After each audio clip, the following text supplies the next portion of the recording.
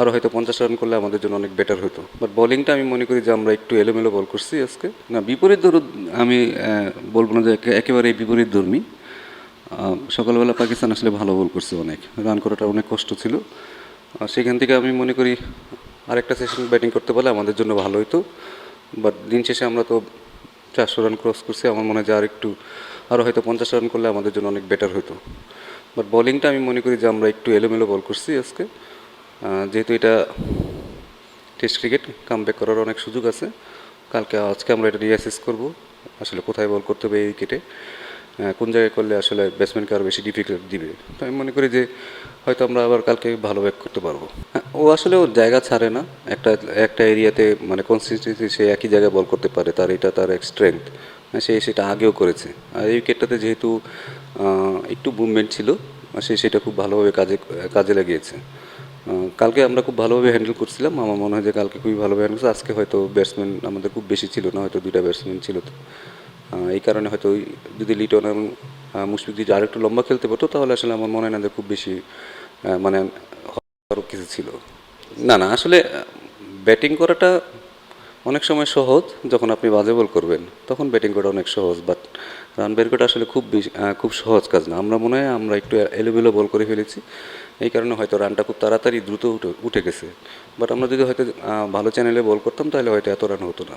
না আসলে টিম তো আসলে টিমের স্ট্রেংথ বুঝে আসলে আমাদের যেতে হয়। অনেক সময় আপনি লাকি থাকবেন, অনেক সময় লাকি থাকবেন না।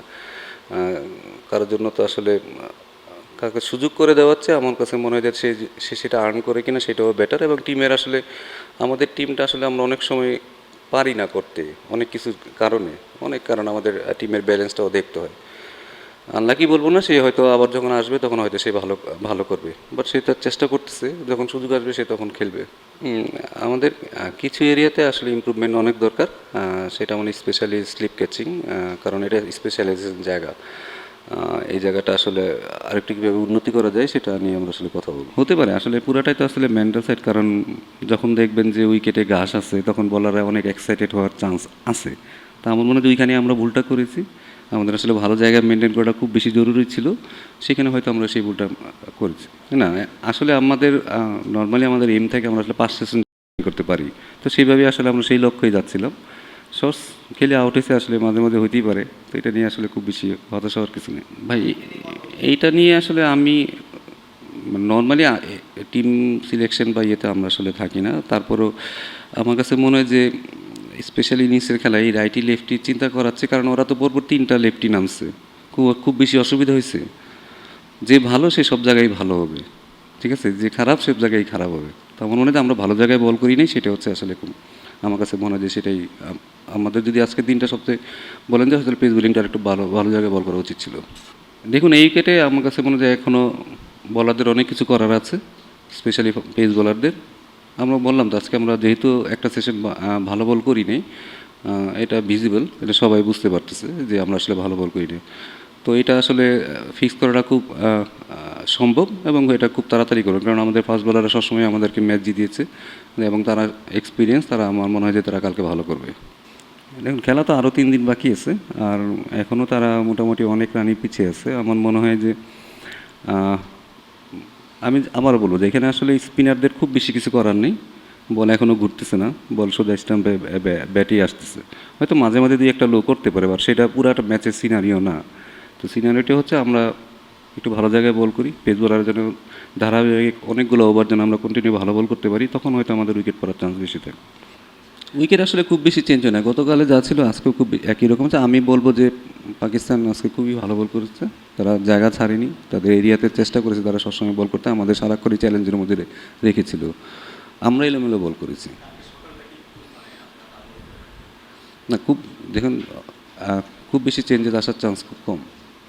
না টিম সিলেকশনে আমরা থাকি না, ঠিক আছে। টিম সিলেকশন আমরা যেন থাকি না, সেই তো আমাদের আসলে বলার কিছু নাই এখানে।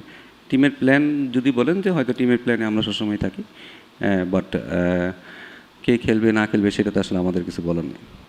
আমাকে হইতে পারে, আমি ধারণা করছি, সেখানে তো আমি বলি নাই যে এটা হইতে পারে, কারণ আপনি যারা আছে তারা সবাই আসলে প্রুভেন। এখানে কাউকে তো আসলে আপনি ফেলে দিতে পারেন না, এবং আপনি এক্সট্রা বলার নিয়েও যেতে পারবেন কি না সেটাও আপনাকে চিন্তা করতে হবে। দেখুন একটা মানসিকভাবে আপনি যে কোনো ফাস্ট বোলারই যখন উইকেটে দেখবে যে ঘাস আছে, তারা এক এক্সাইটমেন্ট আসতেই পারে। কারণ যেহেতু বলে মুভমেন্ট আছে, বল জোরে যাচ্ছে, তখন যে কোনো বলারই হয়তো এক্সপেক্ট চিন্তা করে যে হয়তো আমি পেস দিয়ে তাকে বিট করে ফেলবো।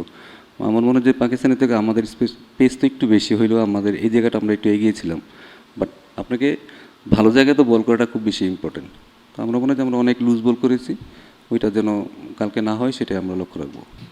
আমি বলবো যে পাকিস্তান আজকে খুবই ভালো বল করছে। এখান দিয়ে তারা আমাদের আজকে সারাক্ষণই আমাদের চ্যালেঞ্জের মধ্যে রেখেছিল।